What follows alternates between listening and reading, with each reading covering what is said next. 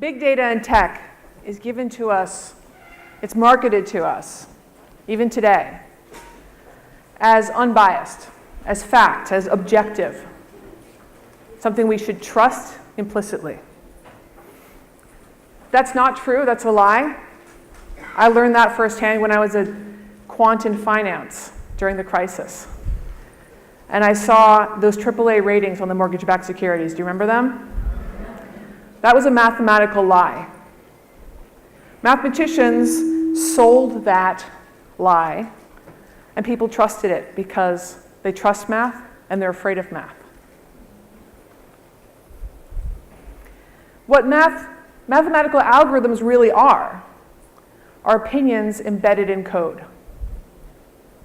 When I make an algorithm, I'm a mathematician, I'm a data scientist, I project my agenda onto my algorithm. Let me show you what I mean. This is my son. He loves Nutella, as you can see. I use an algorithm in my head, which we all do. Algorithms aren't scary scientific things. They're using data to predict things, using information to make predictions. Who should we marry? Where should we go to college? What should we be when we grow up? Or, in my case, what should I make for dinner? Now, the data I use on a daily basis are the ingredients in my kitchen. How much time I have, how much ambition I have. By the way, that's a lie, I already lied. Because I don't use all the ingredients on my kitchen at a given dinner. I don't really count some things as food. Like my teenagers like those ramen noodles. I don't count that as food. Those little packages, like really good ramen is good food. Second, and more importantly, or similarly importantly, at the end of dinner, I decide whether that dinner was a success. I decide, based on my definition of success, which is, by the way, did my kids eat vegetables? My kids don't share that definition. My son, if he were in charge, would say, did I get to eat Nutella? And that's the most important thing. Whoever builds the algorithm gets to decide what's the definition of success. What is the penalty for failure? And who bears that penalty? Instead of knowing this, we've been told a lie that algorithms and big data and tech are fair and objective and neutral and unbiased, and we have been shielded from the actual facts, from the actual definitions of success, from the actual curating of the data behind a big shield of mathematics, which works really well because, again, mathematics is intimidating to a lot of people. Most algorithms are fine. I don't worry about them. The algorithms I really care about I call weapons of math destruction. They have three characteristics. They're widespread, important, making big decisions about a lot of people. Second, they're secret, they're mysterious. People sometimes don't know they're being scored. If they know they're being scored, they don't understand the formula. And they can't appeal it. They can't find out if a mistake has been made.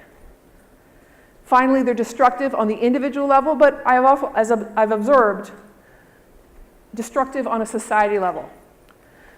And this is happening right now. This is not some future, are the robots going to kill us type of question. This is happening now. This is the first example from the world of education. We've had basically 2 decades of the war on teachers, trying to make teachers accountable. The problem is that the systems we use to make teachers accountable are themselves not held accountable. There's a scoring system called the value-added model that made this teacher get fired for Washington, D.C. school system. She tried to appeal her score, but she was told it's a mathematical algorithm, it's fair. My friend who's a Brooklyn high school principal, her teachers were being scored in this in New York City. If they got 2 bad scores in a row, they wouldn't get tenure. So this mattered. She asked me to explain it to her. I was like, get me the formula. And she said, I asked for the formula from my DOE contact, but they told me, it's math, you wouldn't understand it. That's a weaponization of math. This value-added model has been used in more than half the states, still being used in a lot of places. In Houston recently, 6 teachers who got fired for their value-added model score sued, and the judge agreed that their 14th Amendment violation had been violated. 14th Amendment constitutional rights had been violated, due process rights. Still being used. Here's another example. This is Kyle Beam. He had to take a personality test to try to get a job. How many of you guys have ever taken a personality test?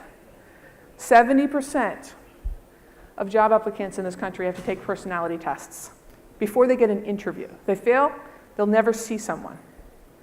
These are done basically to cut down on cost for people. Well, Kyle, a little bit more about him. He was a straight-A student in high school, went to Vanderbilt, had to get treated for bipolar disorder, so he took some time off of college, went back to college, tried to get a job at Kroger's grocery store, bagging groceries. His friend actually had the job, was leaving, and he said, I talked to my manager, you can have the job, just do the paperwork online. So Kyle did the paperwork. It involved a personality test. He failed it. Most people never find out they failed. They just never hear back. That could mean the slot was filled, right? But Kyle was unusual because he had that friend who told him, you failed. Another thing that was unusual about Kyle is that his father's a lawyer. Yeah. Most people applying to minimum wage work don't have fathers that are lawyers. He was lucky. His father said, what were the questions on that test that you failed? And he said, they were a lot like the questions I got at the hospital. Mental health assessment, 5-factor model it's called. By the way, that 5-factor model was also used by Cambridge Analytica in the most recent political campaign to target people on Facebook with political ads. Anyway, the father said, well, that's illegal under the Americans with Disability Act. You can't be given a health assessment, including a mental health assessment, as part of a job interview. His father is suing on behalf, a class action lawsuit on behalf of anyone who's ever taken that test.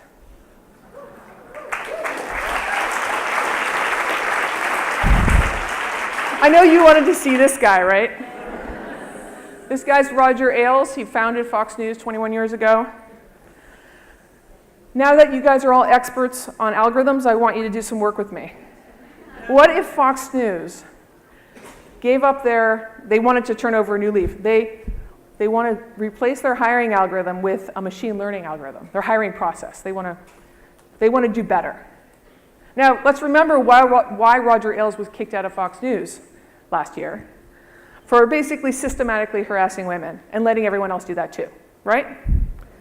Put that on the side for a second. What does it take to train a machine learning algorithm? I told you already, just lots of data, historical data. The most relevant historical data is the last 21 years of people applying to Fox News. Some of them got hired, some of them got promoted, some of them stayed 4 years, some of them got raises, right? All that data is very relevant. Let's use that data. That would be a reasonable choice. And then you also have to define success. Remember, I have defined success for my kids' meal. Well, what do you define success for this hiring algorithm? Remember, we're going to use it to hire people, so we want to recognize who looks like someone that was successful at Fox News in the past.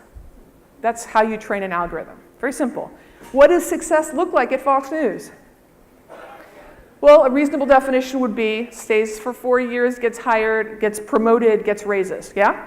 That's what you'd normally do. Reasonable assumption. Notice I've made reasonable assumptions, but I'm applying it to a biased data set. Imagine training this machine learning algorithm and then applying it to a current pool of applicants. What would happen?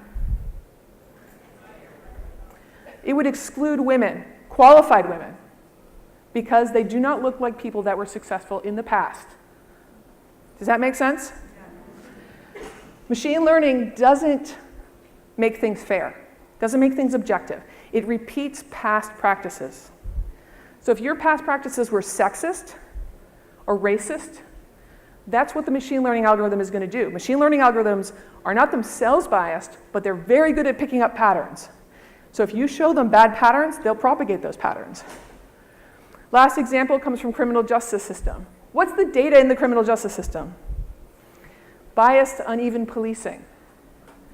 Same kind of argument shows that when you use the locations of past arrests to predict future crime, you send the police back to those same over-policed neighborhoods. Final example comes from sentencing. We use algorithms to decide how long to sentence people. Again, based on arrest records, which are themselves racially biased and class biased, but also questions like, have you been suspended from high school, which is, again, a proxy for race. This sentencing algorithm creates the worst feedback loop of all.